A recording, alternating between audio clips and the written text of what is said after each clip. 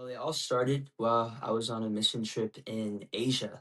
I was there for about 3 months, and in that final month, like the Lord truly captivated me, and I was just activated by His love. And from there, just like coming back to the States and starting like gym ministry. So that's how it all started. It all started in Asia. And that was a Muslim country. And you saw someone come to know Christ. Yeah, that guy, he was actually baptized on Ramadan, Night of Power, and his whole friend group was there, and they were just like, "What is going on?" They started clapping. We just saw the Lord move throughout that whole like 3 months, and then man, as like right before I was coming back to the States, I was just like captivated and then activated, right? And she came back and started doing ministry over here locally. So coming back to the US, the Lord had just confirmed like me doing mission work in Kyrgyzstan. And I was just asking the Lord, like, Lord, what's my purpose? Like I've been searching and seeking out purpose. And what do you want me to do with my life? Because I know what I want to do, but what do you want me to do? And then from there, that's where the Lord confirmed doing mission work. And I said, like, Lord, if this is something that you want me to do with my life, Lord, may I just fall in love with it. So here we are 3 years later, and I got back to the States, and I remember I was like, okay, Lord, like, you just told me, like, what you want me to do in my calling, but, like, where do I start, right? And from there, that's where I felt the Lord tell me, start a Bible study at your gym. And I was like, start a Bible study at my gym. And I asked again, I was like, Lord, what do you want me to do? And it's like, start a Bible study at your gym. So then from there, just begin bringing like the love and the light of Jesus and just like this dark community, right? Like there's a lot of just like darkness and people just going to the gym for the wrong reasons, and just having the Lord just like be the light and like just sharing that love with others. And yeah, that's yeah, what how it's been recently. Just doing a lot of gym ministry and just seeing like the youth in the gym become captivated and activated by the love of Jesus.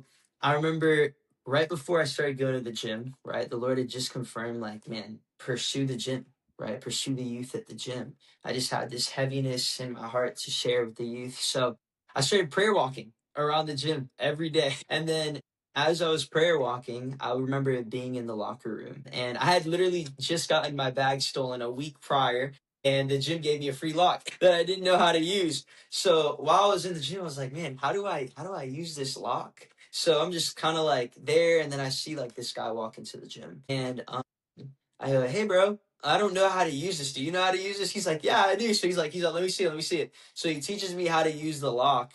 And then from there, I end up sharing the gospel with this guy. And then this guy gives his life to Jesus and then invites me out of the locker room to go work out with him and his entire friend group. So then from there, I just see, man, just breakthrough right there. Like already being involved with the gym community, all the youth that's at the gym. And from there, just seeing like a community build on the foundation of like the love of Jesus. And yeah, just like little by little, we saw not only him give his life to Jesus, but then his entire friend group gave their lives to Jesus. And then one day I was like, hey, do you guys want to maybe meet up at McDonald's down the street and like learn about Jesus, do church together? And then they're like, yeah. So then from there, we went from the gym every Wednesday to McDonald's, right? So we'd go to McDonald's, we'd share a meal, we'd get in the Word, we'd have church. And then it got to the point where, like, even the manager was like, I love what you guys are doing. I'll give you guys some free McChicken. So we're like, this is the spot. So we were just there meeting up weekly. And little by little, we saw a group of 7 guys begin reaching their friend groups.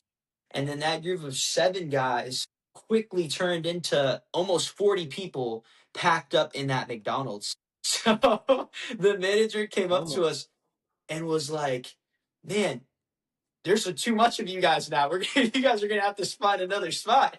So we ended up, I was just like praying. I was like, Lord, like, where can we go now? And right outside of the gym, there's like a pathway, and in that pathway there's 2 benches and then just concrete. So I was like, guys, what if we just did church outside? There's benches right there. So they're like, okay, cool, let's do it.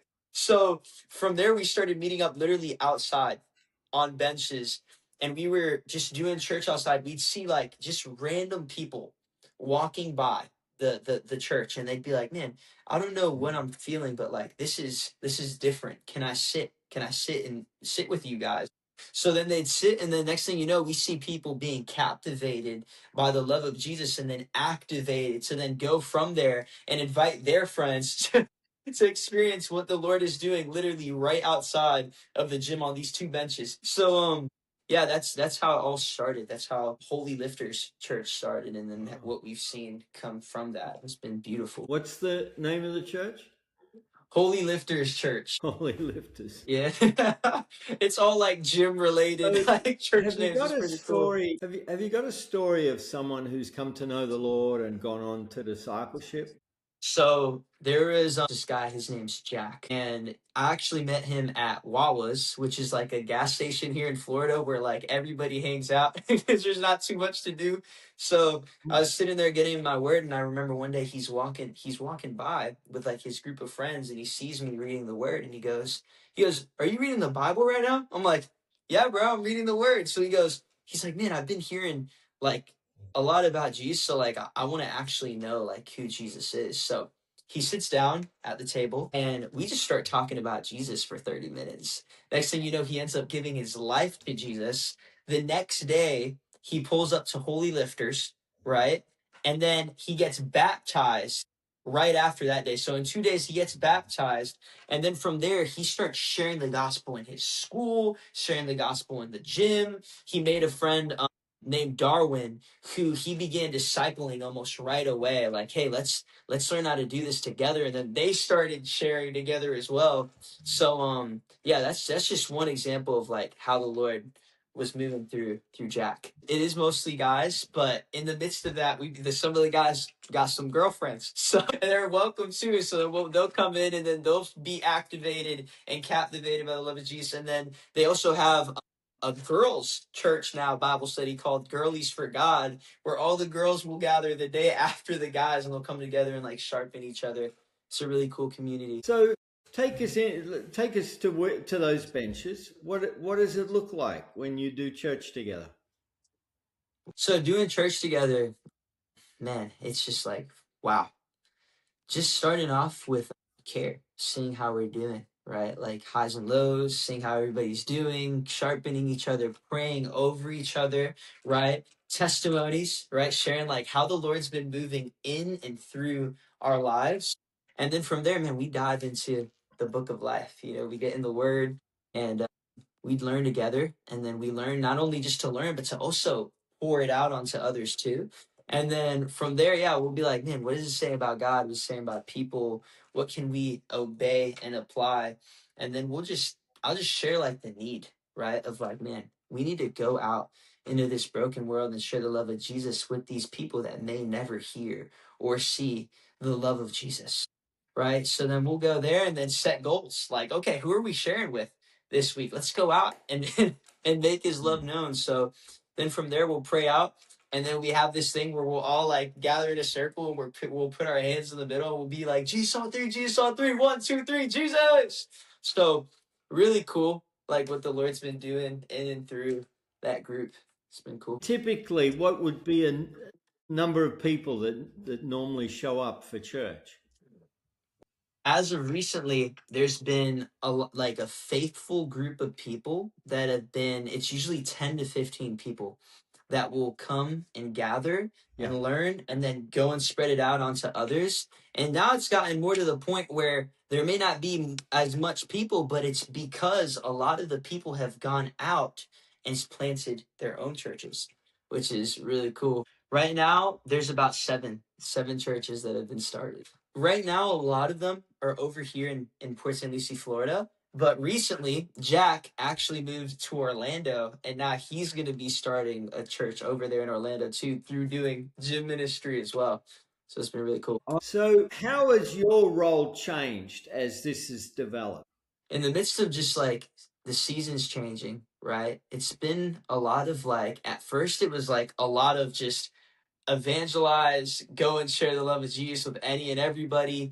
But now it's been really just like Hmm. being slow, right? Taking time with my disciples, caring for them, mentoring them, casting vision. So that's been a huge part of this season, especially in now seeing them start their own churches and discipling like their disciples. But also in the midst of that, I take the second portion of my day. So I'll go out to the gym. I go to a new gym now called EOS Fitness. And man, that gym, it's a really dark and broken place. I remember when I first walked into that gym, I just started crying because of the heaviness that was in that gym. And man, I walked in and I was like, man, the Lord's going to shift the atmosphere. He's going to do something different here. Right. And yeah, so I've been doing gym ministry now at EOS Fitness. And from EOS Fitness, I go there from 7 p.m. to 10 p.m. And then after that, I'll go to Wawa's again, and I'll be there from 10 to sometimes 3 a.m.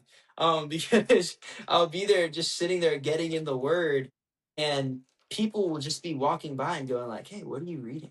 So then from there, I'll be like, "Hey, join me. Let's read together." So then sometimes that'll be one person. Sometimes it'll be five people that I don't even know that'll be like, "What are you reading?" And then they'll just sit at the table. Next thing you know, we're having church together. Are there leaders of those 7 churches? Yes. So with them, it's a lot of just intentional, like gathering throughout the week and continuing to equip them, right? Equip them, accountability, right? Because not only just accountability in the work, but also accountability like in our personal walks. Like, are we abiding, right? Are we, flowing from the source? Because without the Lord, we're nothing, right?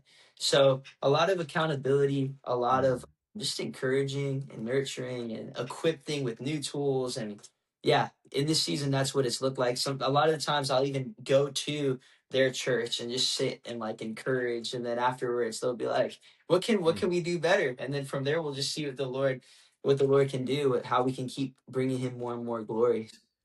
Yes. What are you learning in all of this? I'm learning the importance of abiding and prayer, right? I feel like I'm always learning like how deep and how wide that love is and how much we can do more, right? Like we can abide more, we can pray more, right? It's been huge because man, before it was like in my life, it was a lot of just like working and going for it.